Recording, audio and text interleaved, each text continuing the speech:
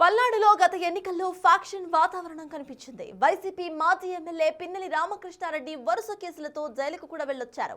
రాజకీయాల కంటే కూడా విమర్శలు, ప్రతి విమర్శలు, దాడులు, ప్రతిదాడులకే పల్నాడు కేంద్రంగా నిలుస్తోంది. అటువంటి చోట గొడవలు, వివాదాలు, ఫ్యాక్షనే తెలియని యువతరం నాయకులు వచ్చే ఎన్నికల్లో పోటీకి సిద్ధమవుతున్నారు. టీడీపీ సిట్టింగ్ ఎమ్మెల్యేలు ఇప్పటి నుంచే తమ వారసులను బరిలో నిలపడానికి పోటీ పడుతున్నారు.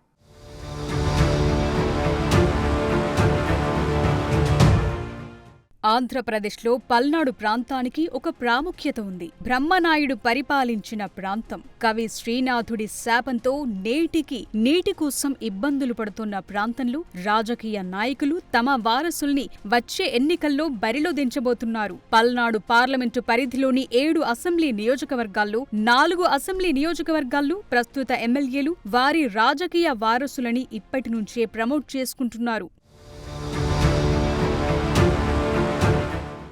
ప్రకాశం జిల్లాకు సరిహద్దుగా ఉన్న చిలకలూరిపేట, తెలంగాణ సరిహద్దుగా ఉన్న గురజాల మాచర్ల, ఉమ్మడి గుంటూరు జిల్లాకు నడిబొడ్డునున్న సత్తెనపల్లిలో వచ్చే ఎన్నికల్లో తమకు బదులు వారి తనయులను బరిలో దింపాలని 4 ఎమ్మెల్యేలు నిర్ణయించుకున్నారు. అధిష్టానం అవునన్నా కాదన్నా ఇప్పటి నుంచే వారి రాజకీయ భవిష్యత్కు తండ్రులు పునాదులు వేస్తున్నారు. మాచర్ల నియోజకవర్గం నుంచి జూలకంటి బ్రహ్మారెడ్డి తన రాజకీయ వారసుని ప్రకటించారు. గురజాల నియోజకవర్గం నుంచి 1973, 1983లో బ్రహ్మారెడ్డి తండ్రి జూలకంటి నాగిరెడ్డి ఎమ్మెల్యేగా పోటీ చేసి గెలుపొందారు. 1999 ఎన్నికల్లో బ్రహ్మారెడ్డి తల్లి దుర్గంబ ఎమ్మెల్యేగా గెలిచారు. 2024లో మాచర్ల ఎమ్మెల్యేగా బ్రహ్మారెడ్డి గెలుపొందారు. 2029 ఎన్నికల్లో ఆయన తన కుమారుణ్ణి ఎమ్మెల్యేగా చూడాలని ఆశపడుతున్నాడు. కొడుకు గౌతమ్ రెడ్డిని ఇప్పటికే పార్టీ ప్రభుత్వ కార్యక్రమాల్లో యాక్టివ్ చేశారు బ్రహ్మారెడ్డి.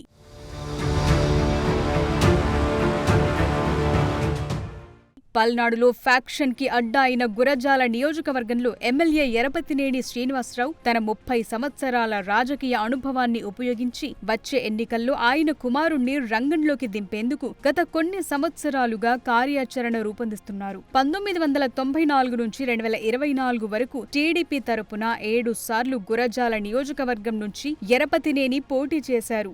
4 సార్లు గెలిచారు, 3 సార్లు ఓటమి పాలయ్యారు. ఆయన వచ్చే ఎన్నికల్లో గురజాల నియోజకవర్గం నుంచి తన కుమారుడు నిఖిల్ని ఎమ్మెల్యే అభ్యర్థిగా నిలబెట్టాలని భావిస్తున్నారు. ఇప్పటికే సీఎం చంద్రబాబు అనుమతి తీసుకున్నట్టు తెలుస్తోంది. ఆ క్రమంలో గత 4 సంవత్సరాల కాలంలో నియోజకవర్గంలో అనేక కార్యక్రమాల్లో నిఖిల్ పాల్గొంటూ వస్తున్నారు.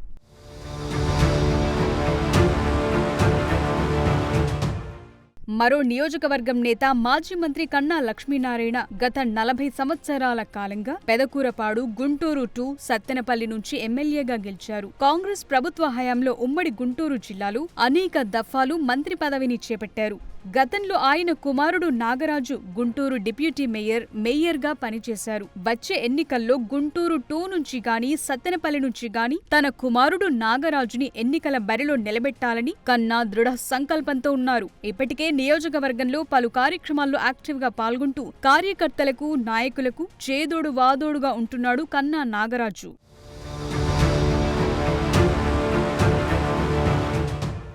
ఉమ్మడి గుంటూరు జిల్లాలో కీలక నియోజకవర్గం ప్రకాశం జిల్లాకి సరిహద్దు నియోజకవర్గం చిలకలూరిపేట. ఎంతో రాజకీయ ప్రాముఖ్యత కలిగిన నియోజకవర్గంలో ఎమ్మెల్యే పత్తిపాటి పుల్లారావు 4 సార్ల నుంచి పోటీ చేస్తూ వస్తున్నారు. 2014-19లో మంత్రిగా కూడా పనిచేశారు. ఆయన కూడా తాజా రాజకీయాల్లోకి తన కుమారుడు శరత్ను తీసుకురావాలని ఆలోచిస్తున్నారు. మొన్నటి ఎన్నికల్లో తండ్రి గెలుపు కోసం శరత్ విశేష కృషి చేశారు. వైసీపీ సర్కార్లో అగ్రిగోల్డ్ వ్యవహారంలో పుల్లారావు కుమారుడు శరత్ జైలుకు వెళ్లొచ్చాడు. అప్పటి నుంచి శరత్ రాజకీయాల్లో యాక్టివ్గా ఉంటూ తండ్రికి అండగా నిలుస్తున్నారు.